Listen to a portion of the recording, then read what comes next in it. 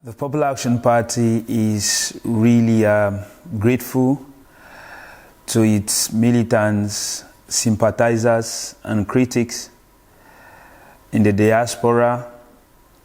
I am talking about Central Europe, Berlin, Belgium, Brussels, Antwerp, Paris, Bonn, Stuttgart, Helsinki, for the mission of my visit in the capacity of the Secretary General with the title Rekindling Hope with the Diaspora is in line with the party's objective and agenda,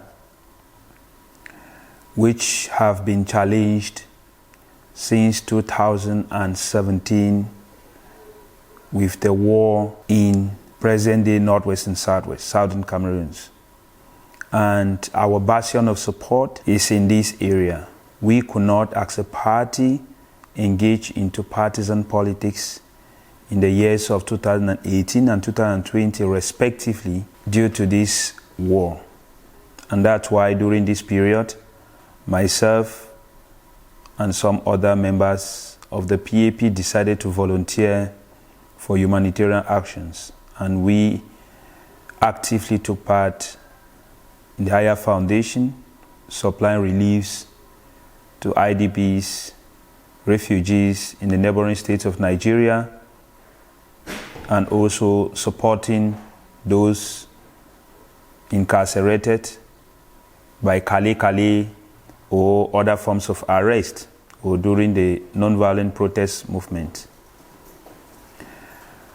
I have been here, I've had very interesting, engaging, challenging conversations with young people, with cultural groups, with individuals and institutions.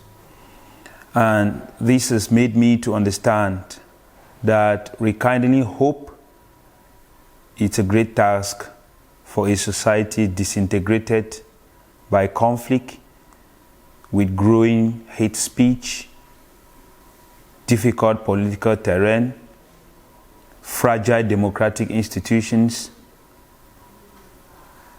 less amount of young people into civic and political education, a society fragmented in multiple fronts, with most of its elites, political, religious, economic, all in the basket of a particular functionality, system, and way of dealing with problems. I am taking the challenge, calling on all those in the diaspora to rethink. This is something we all have as responsibility in our generation, in the time of our life. This responsibility is to take back our communities from a political party that has failed to deliver to the people for a very long time, for decades. And we must understand the current international system, its functionalities, its limitations. Who are the key actors? What are their capacities? Because I have the impression that most of the time, some people overestimate what the international community can do to an independent sovereign country. And sometimes people also underestimate the capacity of those in power to conserve power in as much as they still have the capacity to do so. In my interactions, I've also come to realize many young people of my age group are really into difficulties in these places because they have come here through illegal migrations.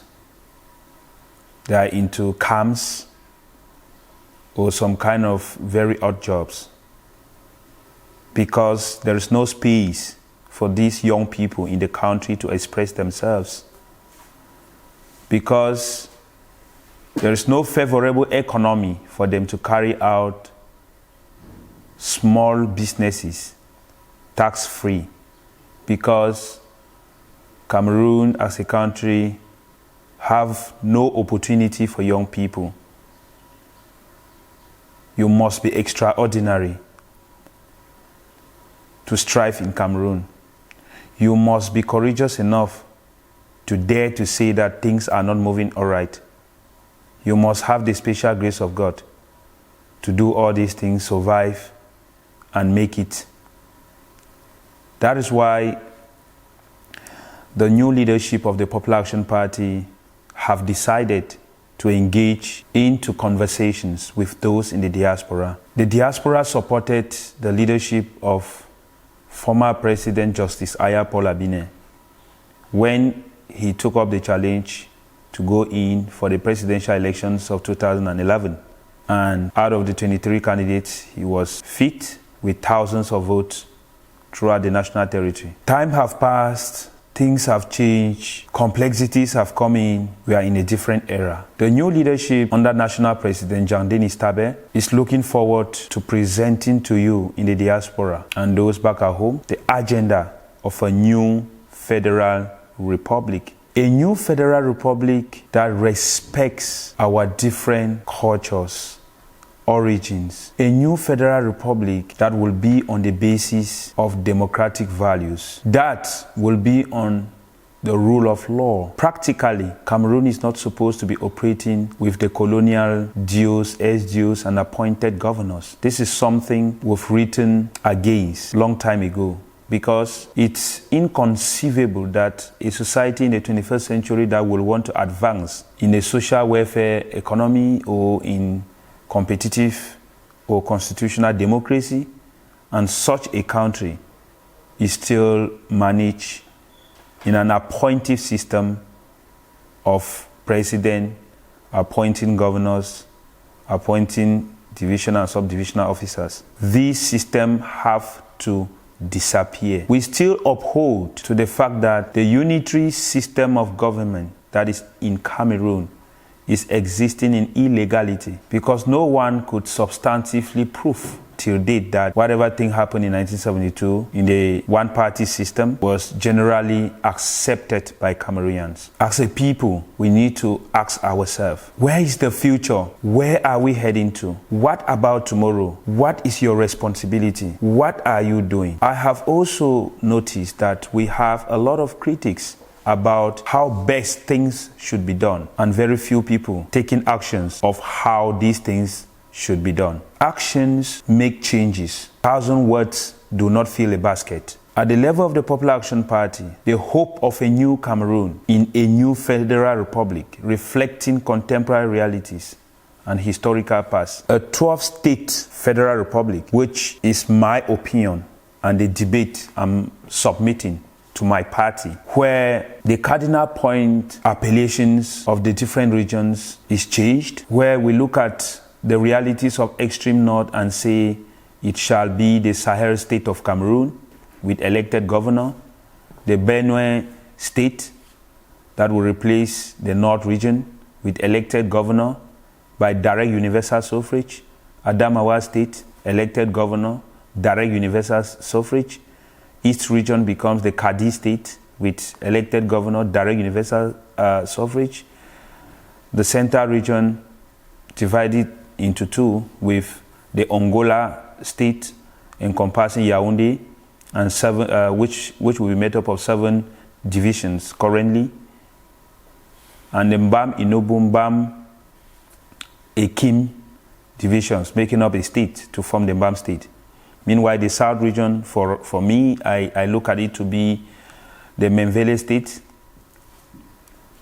with the West region divided into the Grassfield or the Bamileke state, depending on the will of the people there to vote for the name they best so desire. And the known state, which will be demarcated out of the West region, the Abakwa state that will make up the Northwest, the Fako or coastal state that will make up the Southwest, littoral states that will be maintained.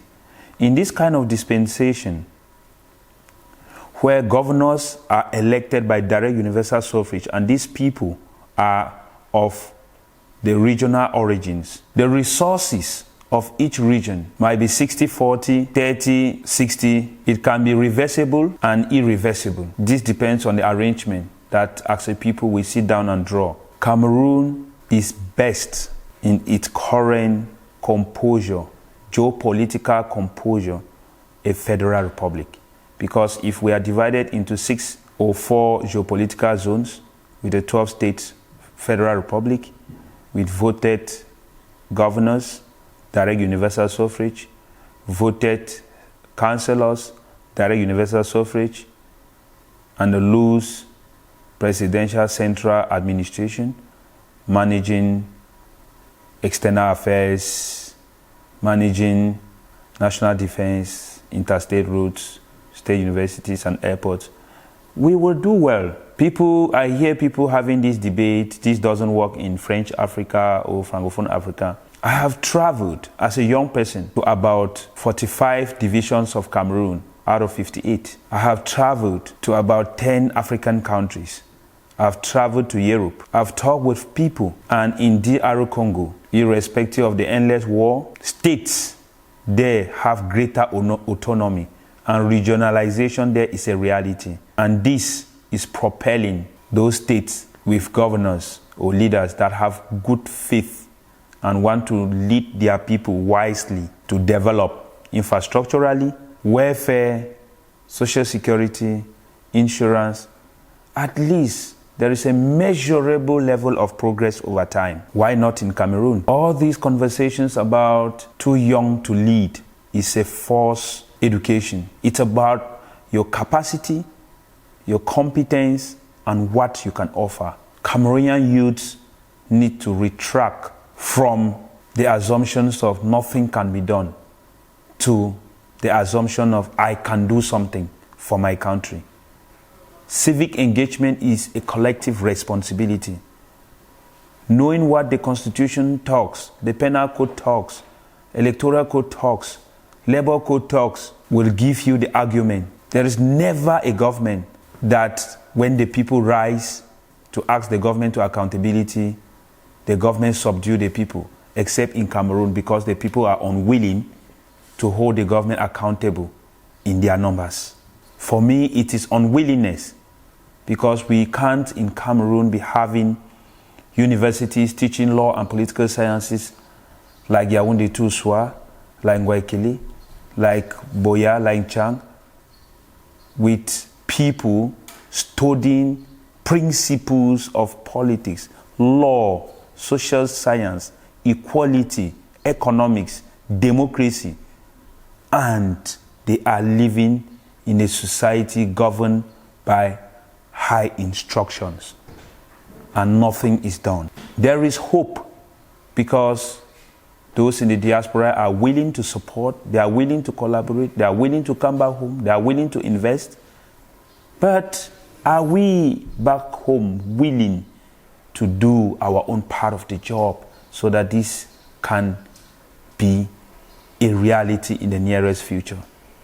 In the minds of everyone now back home in the country is transition question. What will happen in the next 18 months? What will happen in 2025? Ask yourself, what are you doing to prepare for 2025? We are hoping that our message is clear to everyone else, and we are hoping that the Popular Action Party's door is open for registration in Central Europe, in North America, in every part of the world, in diaspora zones, and back home.